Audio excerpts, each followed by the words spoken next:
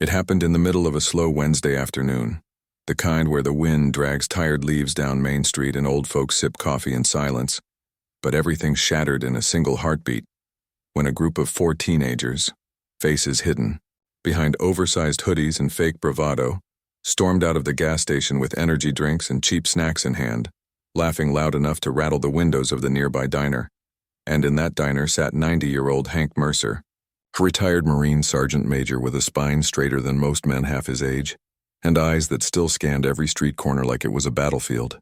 His usual seat by the window occupied as he stirred black coffee in silence, listening to the old jukebox hum, House of the Rising Sun, like a memory too stubborn to fade. And as the teens walked past, one of them, Dale, 17, local troublemaker with a suspended license and a file at juvenile court as thick as a diner, Menu locked eyes with Hank and muttered something just loud enough to catch attention. Something cruel about diapers and war stories and how old people should stay inside if they can't keep up. And Hank, who'd buried friends in Korea, Vietnam, and his own soul during a long, hard life, didn't even blink, just went back to his coffee. And that's when Dale, fueled by bravado and the mocking eyes of his 3 friends, said, "You deaf, old man?" and banged his fist against the window hard enough to make the glass shiver. And Hank, still calm, stood up with effort, his knees cracking, and walked outside. Not to confront, not to argue, but simply to leave before things got worse. But the moment he stepped off the curb, the teens circled him like wolves around a wounded elk. And Dale, now high on attention, shoved him hard, too hard. And Hank stumbled back into the street, his cane flying from his hand, his body collapsing like timber cut at the root, and the sound of his bones hitting asphalt was like dry branches snapping beneath boots, and for a second everything froze. The laughter died. The other teens looked uncertain, the bystanders across the street mostly silent, stunned, did nothing. And the world narrowed to an old man bleeding in the street while 4 punks hovered over him like jackals trying to decide if they'd gone too far. And then, without a word, they started to walk away, laughing again, trying to pass it off as a joke. But the world had already shifted, because what they didn't know, what they couldn't possibly know, was that Hank wasn't alone. And 20 minutes earlier, just after finishing his eggs over easy, Hank had made a phone call, a weekly check-in with someone the teens would never expect. Master Gunnery Sergeant Roy Brick Tanner, retired, brother-in-arms, and leader of the regional Marine Veteran Alert Group known quietly as Echo Company, and Roy, who still had connections with active duty units, knew Hank's routine, knew his history with PTSD. And when Hank said, "I got a weird feeling today, Roy, like I'm being watched by kids with no souls," Roy didn't laugh. He paid attention, and he tapped into the Alert Net, a private chain among former Marines spread throughout the state. Some retired, some contractors, and a few still unofficially active. And when the shove happened, when the alert was triggered by a nearby veteran who saw the fall and hit the emergency code embedded in the group's app, Roy was already 10 minutes into the deployment, because what most people didn't understand was that these men didn't forget how to move, how to respond, how to protect their own.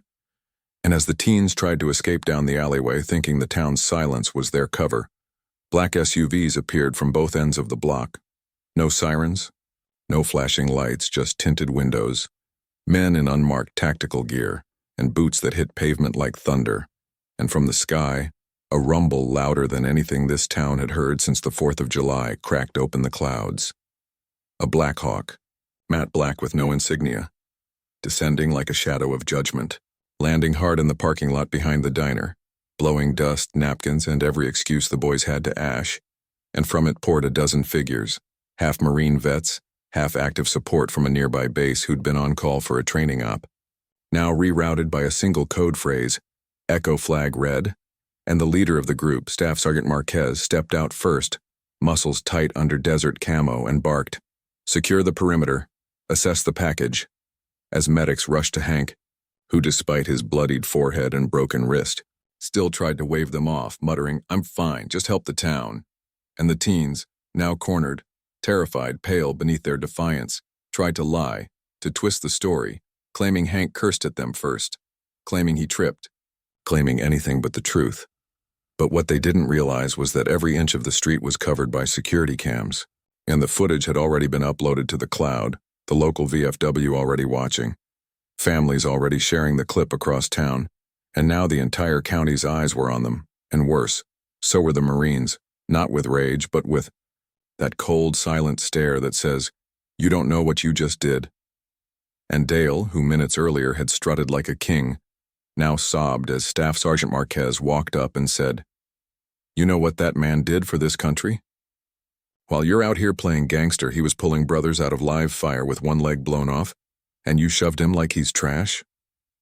And before Dale could answer, Roy stepped through the crowd, his old medals pinned to his shirt, voice calm and ironclad, and said, "Son, I've buried better men than you, and still sleep with their names in my prayers. You're lucky this is justice and not vengeance." And the teens were quietly cuffed, not by cops, but by military. Police called in under emergency veteran protection orders. And as the crowd gathered, watching the chopper blades slow and the dust settle, no one spoke. Not even the reporters arriving late with wide eyes and open mics, because the story wasn't about 14s anymore. It was about a town that forgot, who built it, a nation that needed to remember, and an old man who rose not with fists, but with dignity. And as Hank was lifted into the emergency evac, giving a quiet thumbs up through his pain, one of the medics whispered, "Sir, why didn't you fight back?" And Hank chuckled through broken ribs and said, "Because sometimes letting them hang themselves is louder than punching." And the medic, young, maybe 22, nodded slowly, realizing in that moment that courage didn't always roar. It sometimes just stood its ground and let the truth do the damage. And as the Black Hawk lifted off with Hank inside, flying toward a nearby VA hospital, the entire street below was left forever changed. Not because of what the teens did, but because of what came after. A reckoning built on brotherhood, on loyalty, on a kind of justice too powerful to script. And for everyone watching the news that night, scrolling the clip online, or hearing the old-timers talk with tears in their eyes, the message was clear. Never mistake quiet for weakness. Never mistake age for surrender, and never, ever put your hands on a veteran and expect to walk away untouched.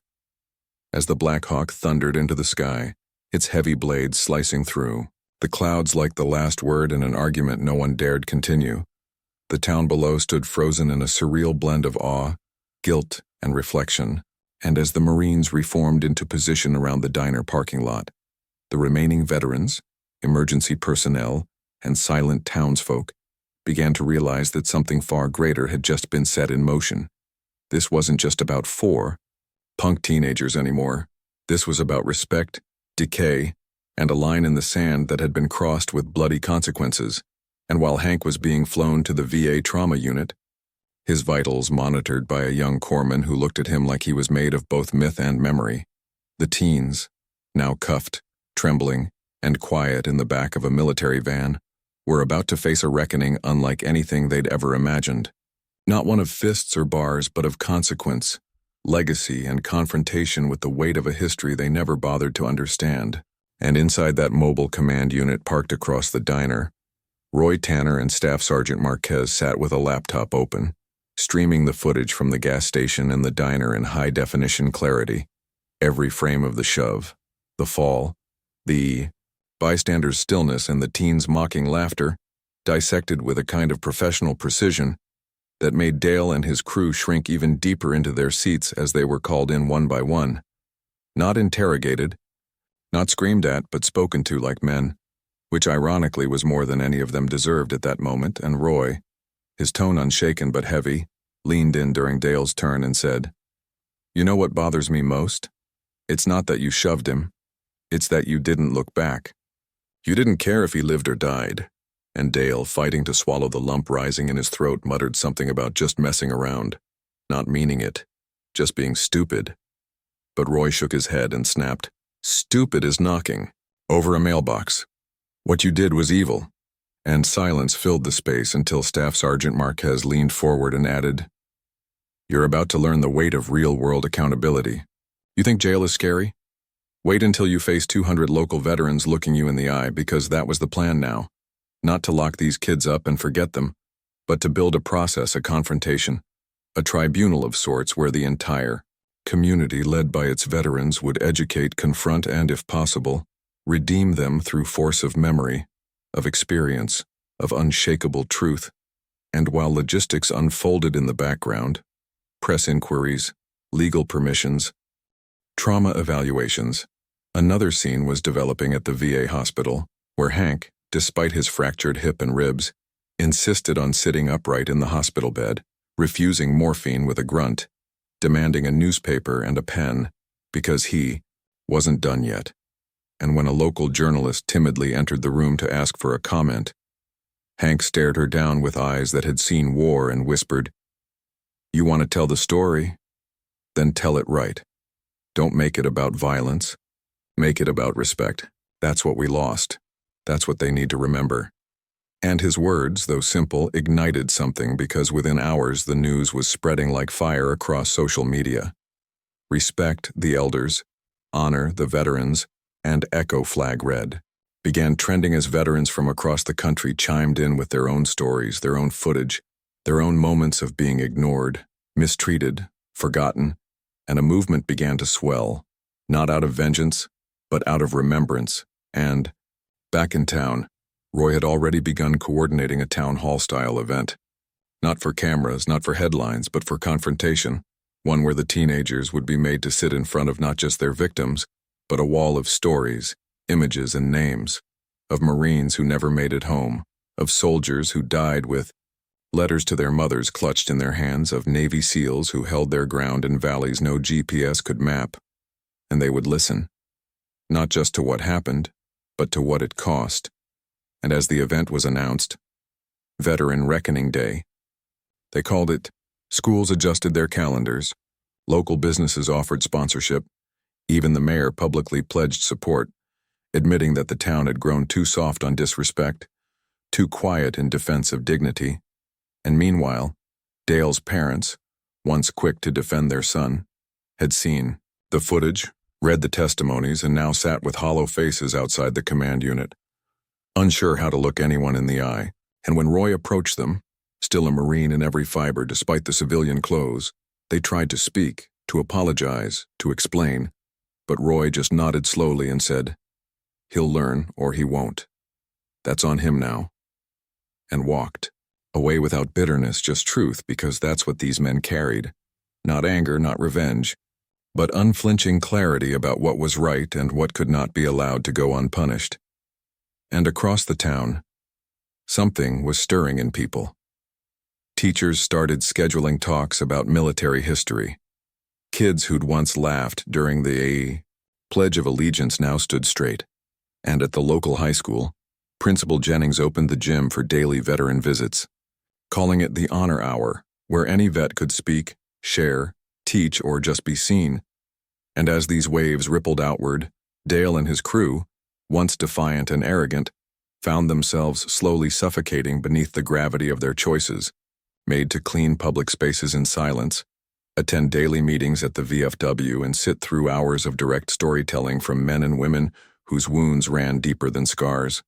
And at night, alone in his room, Dale began to write, not for social media, but for himself, page after page of apology, of confession, of horror at what he'd become. And while no one forgave him yet, the beginning of change was real. And across town, the diner where it all happened became a site of quiet pilgrimage. Flowers laid at the curb, old veterans sitting on the bench out front like guardians of an era not gone, just overlooked, and Hank's seat, still empty, was left untouched. A small plaque mounted to the window that read, "He stood up and we will too." And for the first time in years, the town felt like a place with memory again, a place where actions mattered, where dignity had a cost, and silence was no longer accepted. And as the second week passed and the day of the veteran reckoning neared, a new chapter was being written, not just for Hank, not just for Dale, but for the country watching, because the story had gone national now, featured on veteran podcasts, morning news, even discussed in Congress, and people everywhere were asking the same question. When did we start tolerating this? And more importantly, how do we make it stop? As dawn broke on the day of veteran reckoning, a strange stillness swept over the town. Not the calm of peace, but the tension of a coming storm, the kind that sits heavy in your bones and makes even the most talkative folks walk a little quieter. And by 8 a.m., the local gymnasium, normally echoing with basketballs and teenage laughter, had been transformed into a cathedral of memory and confrontation. Its walls lined with towering banners of fallen heroes, tattered uniforms in glass, cases, faded letters written from muddy trenches, and videos looping silent faces of young soldiers from generations past. And in the center, a single empty chair sat on a small raised platform, surrounded by a circle of chairs filled one by one with veterans from Korea, Vietnam, Desert Storm, Iraq, Afghanistan, men and women whose eyes didn't need medals to tell their stories, whose silence carried more weight than 1,000 speeches. And just before the doors opened to the public, Roy Tanner stood at the center of that circle, gripping a folded American flag in his calloused hands, and nodded to the Marines at the entrance to begin the procession. And that's when the crowd began to file in. Students, teachers, parents, business owners, every man, woman, and child in town who had heard about what happened and decided silence wasn't enough anymore. And then finally, under escort, Dale and his 3 friends walked in, not in handcuffs but in plain clothes, each wearing a simple sign around their necks with one word: I disrespected. And the murmurs turned to silence as they were led to 4 chairs facing the veterans, the air so thick with tension it felt like it could be cut with a bayonet. And no one spoke until Roy stepped forward and said into the mic, "This isn't about revenge. This is about reckoning." These 4 young men didn't just shove a man. They shoved history, sacrifice, and the very dignity of this country into the dirt. And then he stepped back and let the stories begin, not dramatic or angry, but raw, real, and unfiltered. And the first speaker, Sergeant Jim Halbrook, stood and quietly rolled up his sleeve to show the faded tattoos of his unit and the scars that crossed them, and told the boys, "I watched my best friend die in my arms in Cambodia. We were 18. You're older than he ever got to be. He died for your freedom, and you used it to mock the very men who paid for it." And Dale flinched like he'd been punched, his jaw clenched so tight he could barely breathe. And the next speaker was a woman, Lieutenant Ava Morales, who served in Iraq and lost her leg in a roadside bomb, who stared straight at the youngest boy, Tyler, and said, "You shoved someone who wears the same uniform as my grandfather. You think strength is pushing someone? Let me tell you what strength is. Strength is crawling through sand while bleeding and still radioing in your team's position so they live. That's strength." And one by one the stories poured out, each one like a hammer striking ignorance off the boys' shoulders, the weight of a forgotten reality being slammed back into place. And as tears welled up in Dale's eyes, not out of self-pity but out of a shame he didn't know he could feel, he looked down at his hands, the same hands that had shoved Hank like trash, and for the first time saw them as weapons of cowardice. And somewhere near the back of the room, Mrs. Daniels, Hank's neighbor, held his battered cane in her lap like a relic. And when she was called forward to speak, she didn't raise her voice or cry. She simply walked up to the boys, held up the cane with its splintered tip, and said, "This hit the ground before Hank did. It still has his blood on it. I haven't cleaned it. I want you to see what you knocked down." And the sight of it made even the toughest audience members inhale sharply, and Dale stood up slowly. No one asked him to, no script guided his movement, but something inside him cracked wide open, and he said, voice shaking, I didn't see him as a person. I thought it was funny. I don't know how to undo it, but I'll carry this forever." And he turned toward the veterans and added, "I don't want forgiveness. I just want a chance to do better." And it wasn't some performative speech. It wasn't polished, but the rawness of it silenced the room even more. And Roy stepped forward and nodded.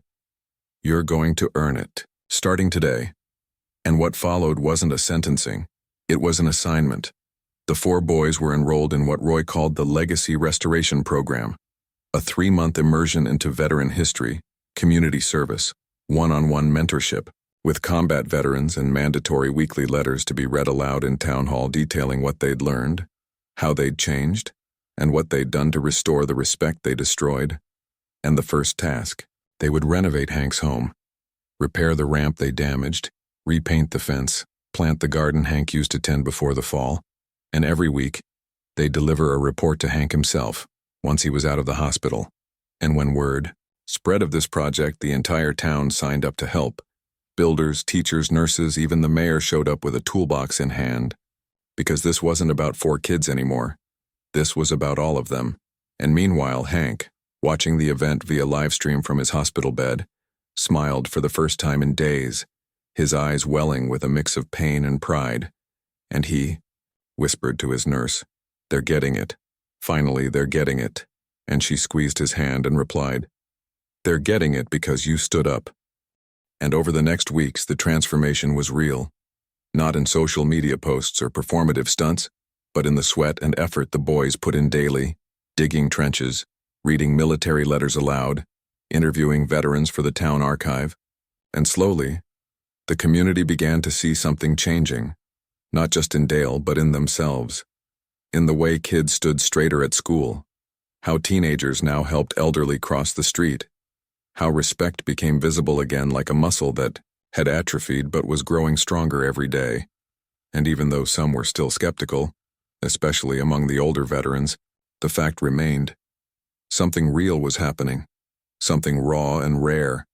And as Hank returned home in a wheelchair to find his yard transformed, his house polished, and a line of volunteers saluting him one by one, he whispered, "This ain't pity.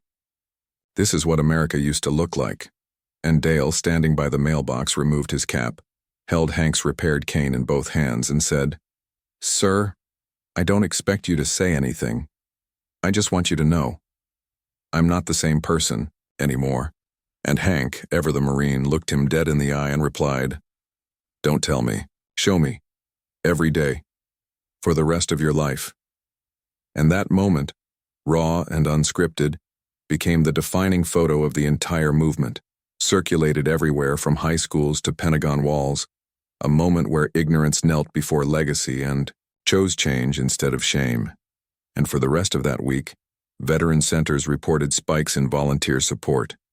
Town meetings were held on youth veteran mentorship programs, and somewhere in Washington, a congressman stood up and referenced the town that chose reckoning over rage, and called for a National Veterans Respect Week in schools. And while politics would do what politics always did, down in that little town, change was already alive and breathing, and the reckoning had just begun. By the time fall's crisp, air started to sting cheeks and paint trees with gold and fire. The entire town had shifted from being just another dot on the map to becoming a living example of what happens when people stop making excuses and start standing for something greater than themselves. And it wasn't just Dale and his friends. Now, what began as a reckoning had evolved into a movement. And across the country, other towns were picking up the torch. Schools began implementing veteran honor modules where students were paired with local veterans for mentorship. Construction unions were offering free home upgrades to disabled veterans. Even national media outlets picked up the story with headlines, like "Where Respect Was Reborn." But back home, for the folks in that little town, the work wasn't done, because Hank still needed care, still struggled to walk on cold mornings, still gritted his teeth every time he tried to garden like he used to. And so every Saturday, Dale would show up with a folding chair and a new book of military history, sit on the porch with Hank and read for hours, asking questions, scribbling notes, slowly becoming more than a penitent teenager. He was becoming a student of legacy, and every visit chipped away at the wall that once stood between them, until one Saturday Hank turned to him and said, "You know what really pissed me off that day?" And Dale looked over, unsure if he should respond, and Hank continued. "It wasn't the fall, wasn't the pain. It was the look in your eyes, like I didn't matter, like I was invisible." And Dale blinked hard, holding back emotion, and whispered, "I see you now. I see all of it." And Hank nodded. "Good.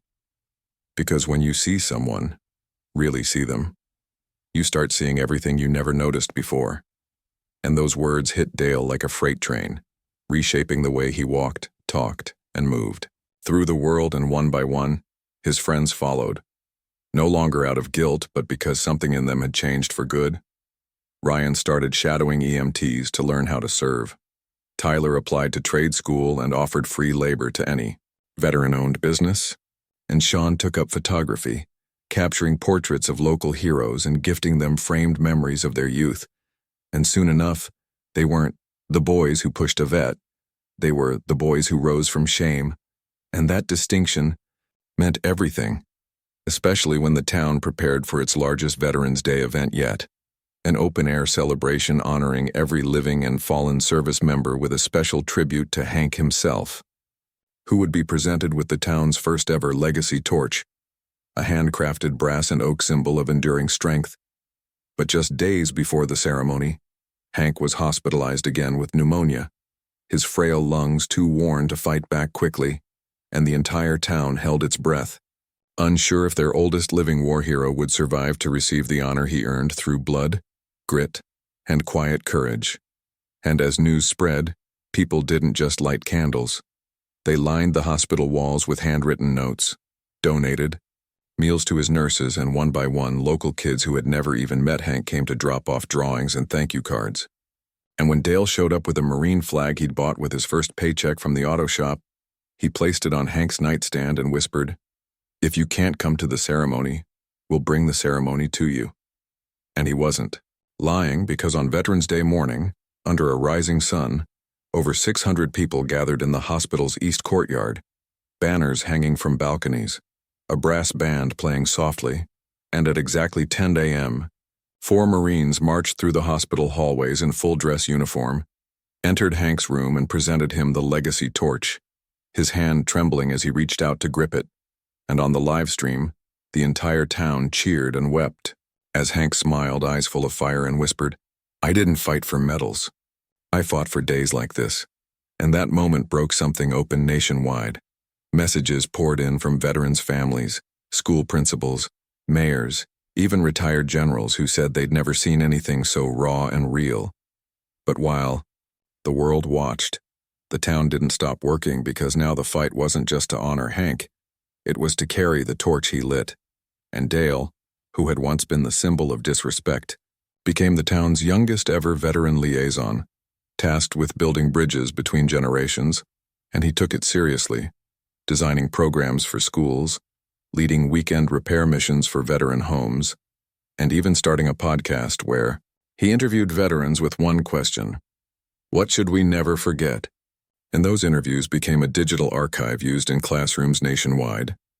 And all of this came full circle one quiet Sunday, when Hank was finally discharged and brought home in a new electric wheelchair, greeted by a crowd of students who stood in quiet salute, not coached, not prompted, but deeply, genuinely changed.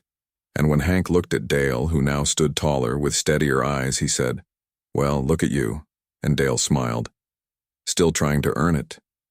And Hank reached out, rested a hand on his shoulder, and said, "You already did. Now teach others how." And that simple moment, private and unrecorded, was more powerful than any speech ever written, because it marked the moment when redemption became legacy, when the cycle of ignorance gave way to the rise of responsibility. And now, as people across the world still battle with disrespect, division, and shallow outrage, this story became a lighthouse, reminding them what it means to see each other, stand up when it matters, and never let a veteran's dignity be stolen without consequence. And for your audience watching, if you ever see someone push the elderly aside, mock the ones who gave us everything, or act like history is just some old photo on a dusty wall, don't just stand there, don't just film it. Intervene, speak out, protect. Because silence in the face of disrespect is its own kind of betrayal, and sometimes all it takes to stop ignorance is one voice that says, "That's not who we are." So be that voice, every time, everywhere, because you never know when that one moment will ripple outward and change not just one person, but an entire generation. And that's how you honor the veterans who gave you the right to speak freely in the first place, by using that voice to defend those who earned it, even if they can no longer fight for themselves.